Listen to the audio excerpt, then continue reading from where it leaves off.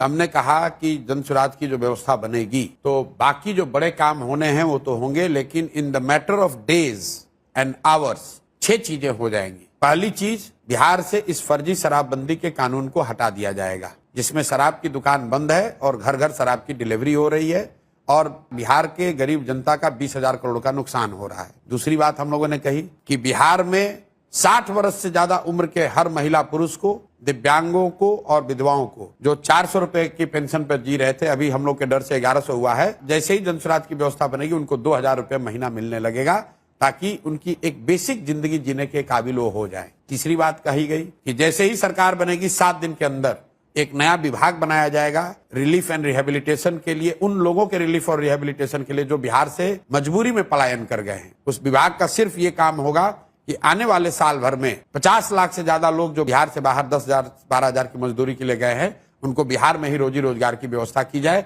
उनको बाहर न जाना पड़े। चौथा काम ये किया जाएगा, जिस गांव में भी सरकारी विद्यालय की हालत खराब है वहां गरीब लोगों को ये सुविधा दे दी जाएगी कि जब तक सरकारी विद्यालय आपका नहीं सुधरता है, आप अपने बच्चे को अपने इलाके के प्राइवेट स्कूल में भेजिए, उसका फीस सरकार भरेगी। पांचवा चीज ये किया जाएगा कि जो लोग भी खेती कर रहे हैं, जो लोग भी खाने वाली खेती से कमाने वाली खेती में मूव करेंगे, मतलब जो धान गेहूं ज्वार बाजरे की खेती को छोड़कर कैश क्रॉप की खेती में जाएंगे, उनको मनरेगा के तहत मजदूर मुफ्त कर दिए जाएंगे। और छठवीं और अंतिम बात, जितने भी लोग यहाँ पर रोजी रोजगार करना चाहते हैं, जो महिलाएं हैं, युवा हैं, उसको हम लोग भीख नहीं देना चाहते हैं। उसको ये कहते हैं कि आप कर्ज लीजिए,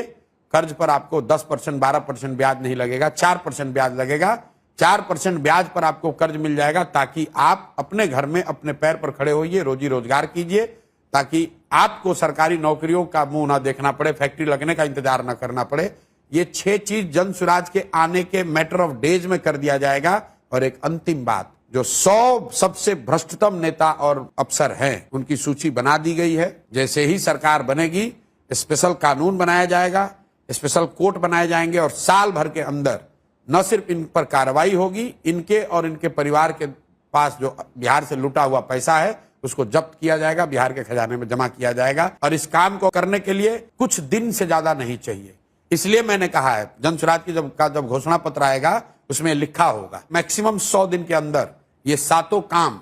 नहीं हम लोगों ने कंप्लीट किया तो 100 दिन के बाद इस सरकार को इस्तीफा दे देना होगा। आप जो ये घोषणा पत्र का पहला घोषणा होगा। मैं आपके चैनल पे पहली बार कह रहा हूँ,